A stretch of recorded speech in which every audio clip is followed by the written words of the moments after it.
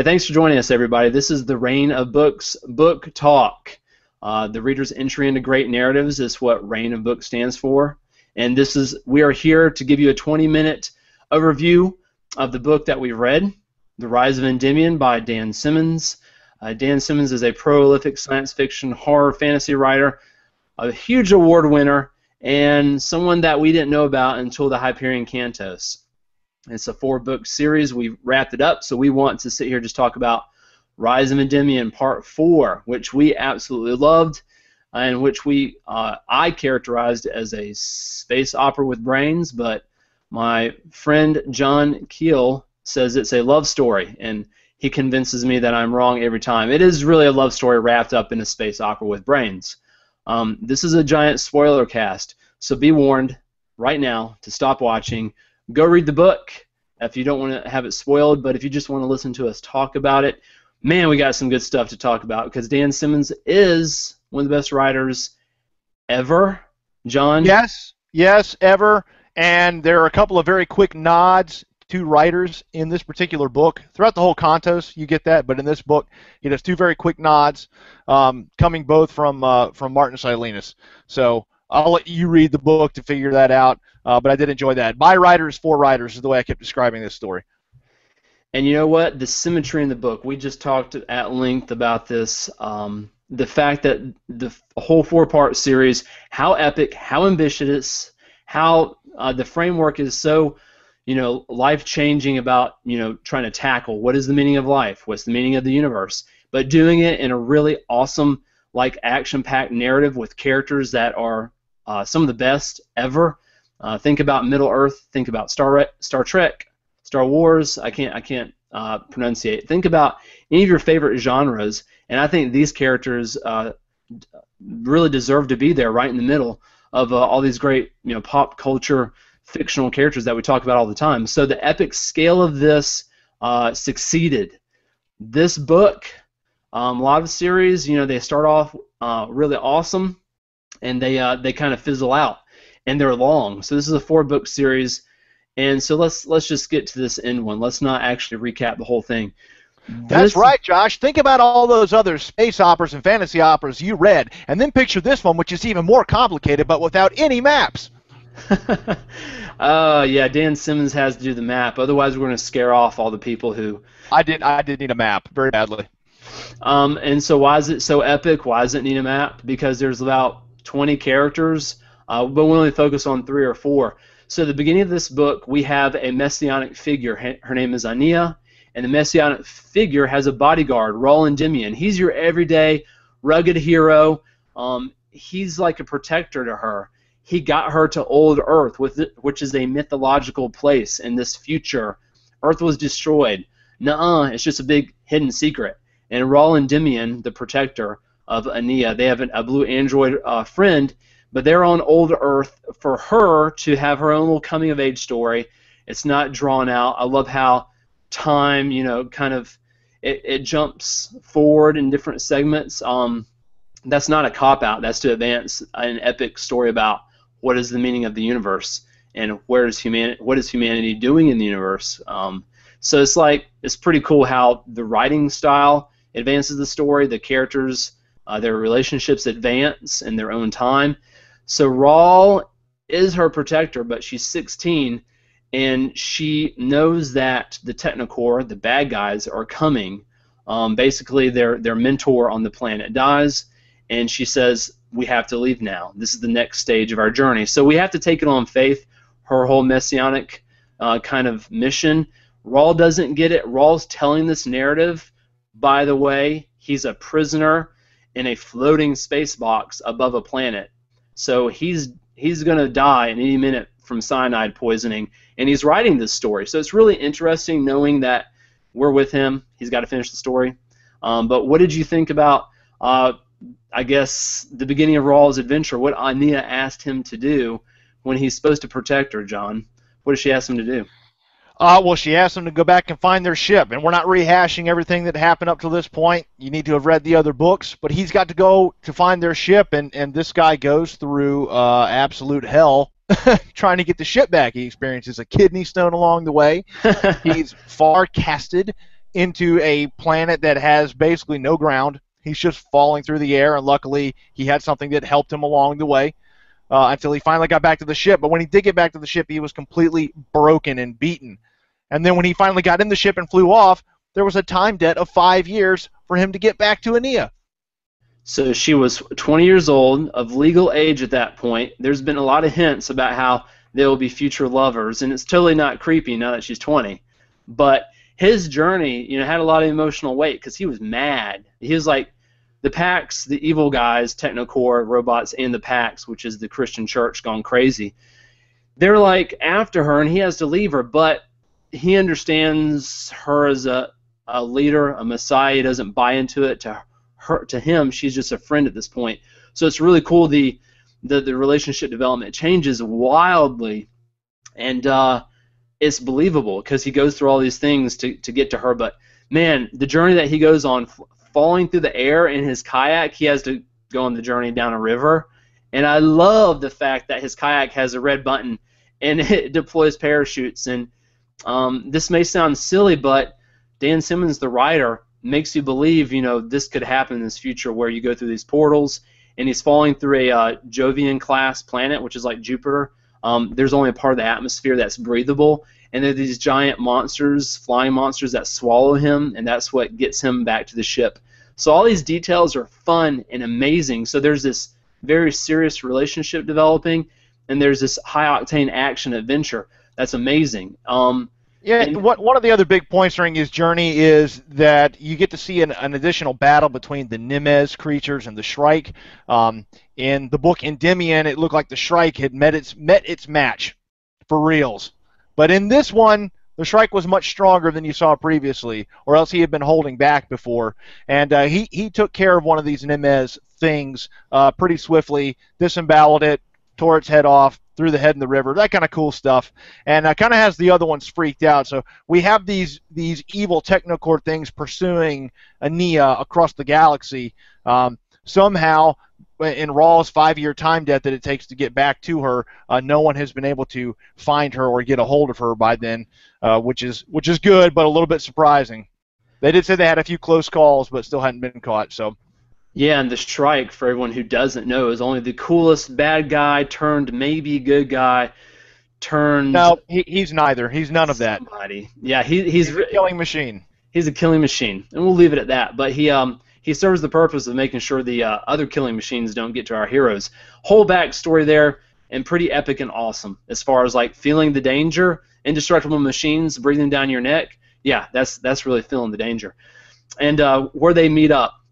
Our two central figures, and it's important because for me, I was like, I want the relationship to advance now that she's legal, and this is a love story. Dan Simmons holds back. It was a good reunion. We debated about this. I like the fact it wasn't a Hollywood slow motion running towards each other reunion. It was very real. She didn't even show up to meet him when he came off the ship. He got to meet Rachel instead. It was cool, and I love the planet. My favorite planet by far of the Cantos, because Tyshawn is a acid sea with no landmass except mountains. So you have cultures from different religions across this beautiful planet where they build architecture on the edges of cliffs. Pretty awesome. And you have to rappel and slide down zip lines, and so there's so much action here. The Pax finds them. But Rawl and Ania, I keep pronouncing her name two different ways, they become lovers.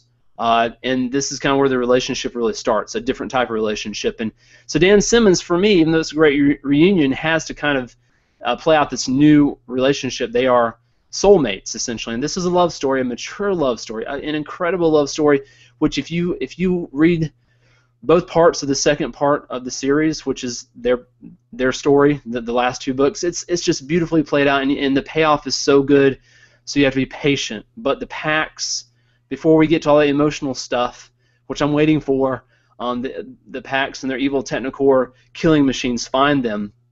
Best part of the book. But not before a lot of great debates. And if you like philosophy, then you've got to read this whole story. From the first book, Hyperion, all the way through this last book. Got to.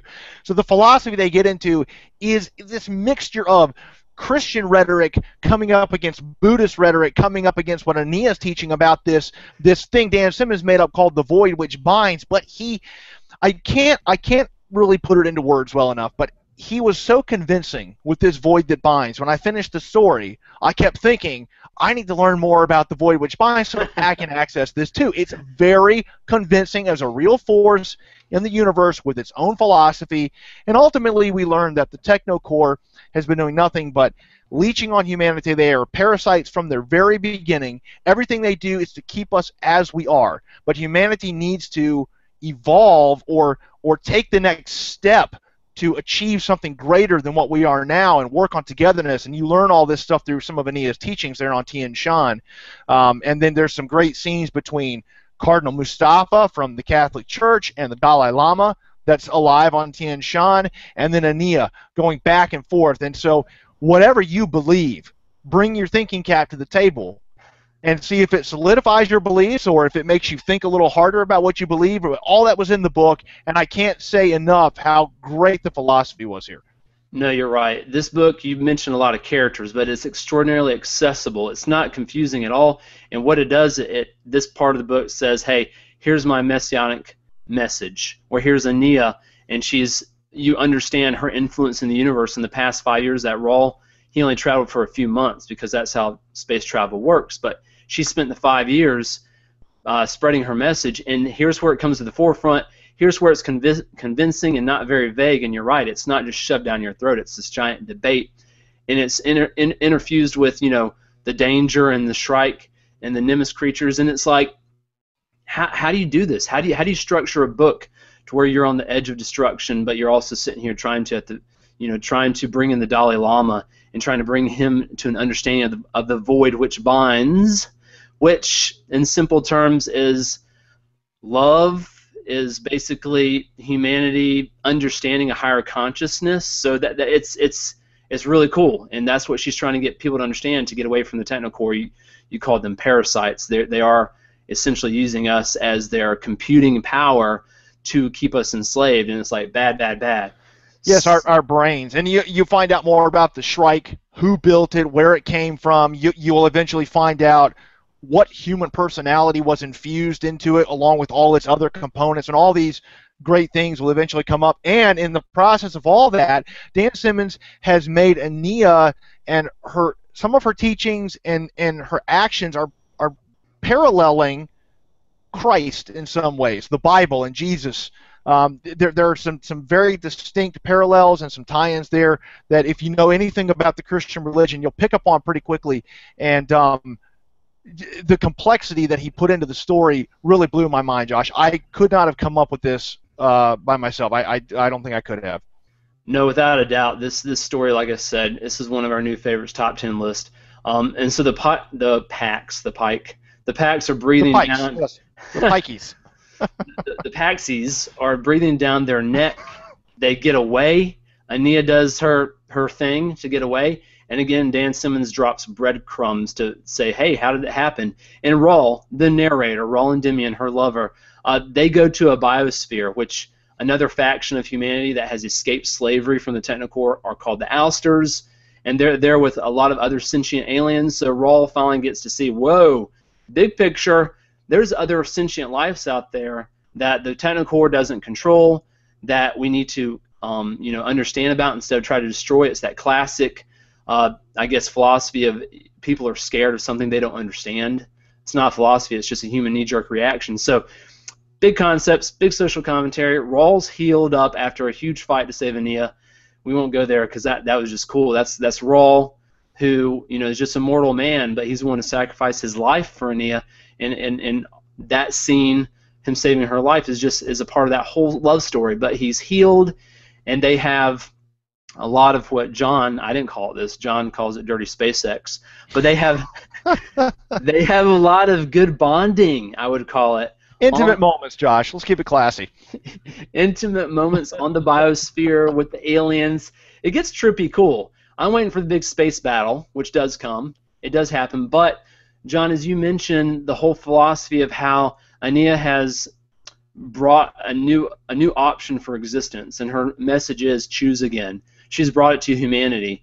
but the Christians are going to have a crusade. Crusades are always bad because they're saying do this or we'll kill you. And so the crusade could very well wipe things out. And Aeneas being mortal, I felt the stakes and the lack of, like, who's going to win. It's like it really was, everything's on the line. How is she going to accomplish her mission? And it plays out in very real ways that point to the intimate nature of her life with Rawl versus the epic scale of, like, good guys beat bad guys with weapons, and it's heartfelt. But the space battle sees almost total destruction of our friends, and they leap out of there. And Aeneas, with all her close circle of friends, starts putting them on different. On the tree of pain, Josh. The tree of pain. But how is the tree of pain traveling across the galaxy? Because Aeneas is using the void which binds properly. And again, bring your thinking caps to the table, because you'll read all about how the core has been abusing the void and what that means to the void, and how what they've done really is just make a construct, or it's like kind of tearing a hole in it rather than actually using it. There are so many parallels to the way humans treat the Earth, and I think Dan Simmons could have been saying all sorts of stuff here. He doesn't say it. It's for you to come up with on your own, but bring your thinking caps, because they use the void which binds to travel, and she starts spreading her disciples throughout the galaxy for a bigger purpose, which we'll find out about in a moment. This is where I got out my tissues right here. They went straight into the heart of darkness, heart of evil, and we talked about this. The scene where she does, it's a direct analogy to Christ and his sacrifice for humanity, to die for their sins. In the Christian faith, Jesus on the cross and dies, and Aeneas, I'm glad you said the context here. Aeneas is captured intentionally, and she's on pretty much a torture table. And the Technocore is saying, tell us the secret to how you farcast or freecast now, because they haven't been doing it the right way, like you said. She understands that they're going to torture her, and they do torture her. They do some ugly things, and she's in such severe pain, and they're tempting her to farcast out of there. But if she does, all their gadgets will monitor her, and they'll be able to steal the secret from the void which binds, which is sentient species who live in love, live in in communion with the universe, and the Technocore is just trying to sit here and rip off their technology and enslave humankind again. As you so brilliantly mentioned, John, they'll be able to do that. If they'll have the power to do what Aeneas does, then they're enslaved again, because they'll be like, hey, we can farcast and freecast, and what she does is pretty epic and sad and everything. Yeah, and she had to do it, right? If she hadn't allowed herself to be completely killed, two things would or would not have happened. One, the Technocore could have kept her and eventually figured out what she was doing. Then they would have had access to what the book even said was the greatest engineering project in the entire universe, the void which binds, which could pull energy from quasars and the centers of galaxies, and all that energy, it knew how to tap into it and use it. And what if the Technocore had that? My goodness. Also, if she had not allowed herself to be killed, well, she had to let herself be killed. That was the only way for her to have a shared moment with all of her disciples, and then for them to broadcast that same shared moment and that pain to everybody else in the packs. And that is the only way she was going to allow these people to understand why they had to give up those cruciform devices that they were wearing, which were actually parasites developed by the Technocore. And that's what happened. She actually sacrificed herself so that humanity could choose again.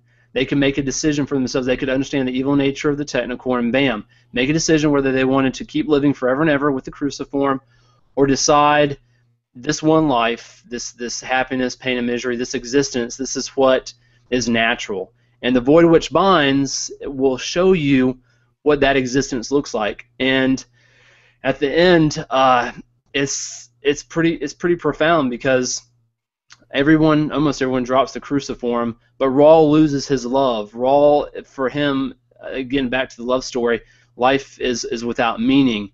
He escapes from his Schrodinger box, his prison, because he can now farcast. He understands, because of the death of his love, he understands, again, closer to what life is all about. This whole concept of love is the same thing as physics. It's part of the universe and what drives the universe, and it seems really hippie-ish, but no, if you read the whole series, that's what the message is. It's like live your life the most day to day.